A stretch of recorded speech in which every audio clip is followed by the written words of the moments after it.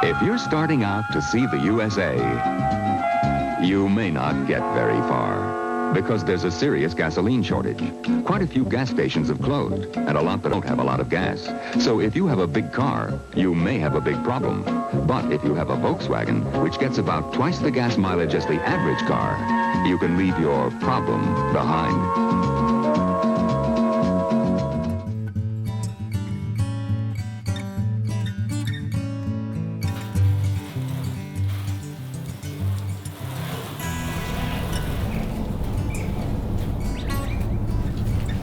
Yeah.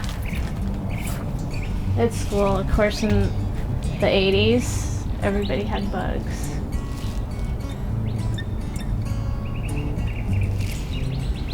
I really get a kick out of driving it around. Everybody gives me a peace sign, or they, thumbs up or whatever. People just get really happy when they see this bus.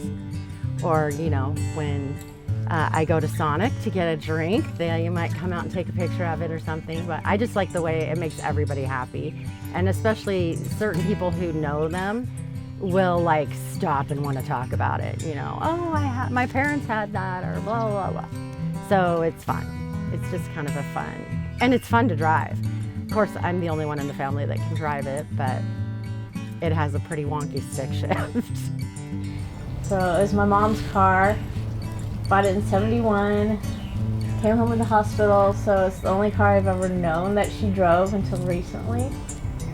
And then we drove it from Virginia all the way to California when I think I was 5. And my mom said I would just sit down on the floor and sit backwards and put my feet up on the windows, and so there's little scratches and stuff inside on the door. And she would just tell me, oh, those are my shoe marks. And then in the back of the car, there's this little area, and that was my favorite spot to sit. You fit.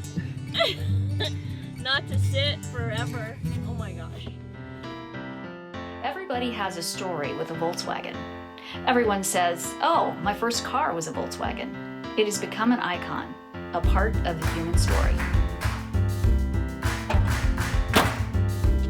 So on my bug, this part broke, so this part fell off, and I kept it, so my bug was the Swagon.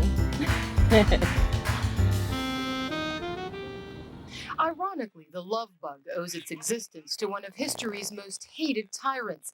The story goes Adolf Hitler instructed his engineer Ferdinand Porsche to design a car that looked like a beetle. About 600 were built before the end of World War II, mostly for Nazi officials. Just the contrast that a car could begin in Nazi Germany and then end up in the summer of love. It struck a chord in a really deep way with me.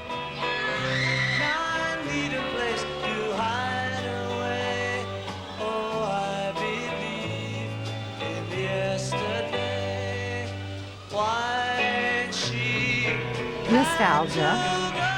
Yeah, so fun. When I was young, I always wanted one of these buses, and they're very hard to come by and very expensive, especially if they're made in the US and they're older. So luckily I found this Brazilian import that is actually a '97 on an auction site. They import them fairly often into Florida from Brazil, and so I bought it from a very nice Brazilian man.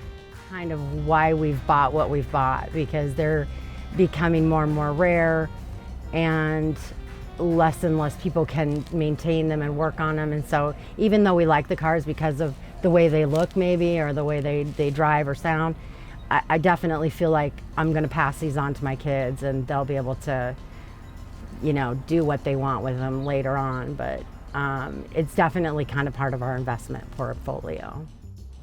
Yeah, the car's part of the family. Can't get rid of it.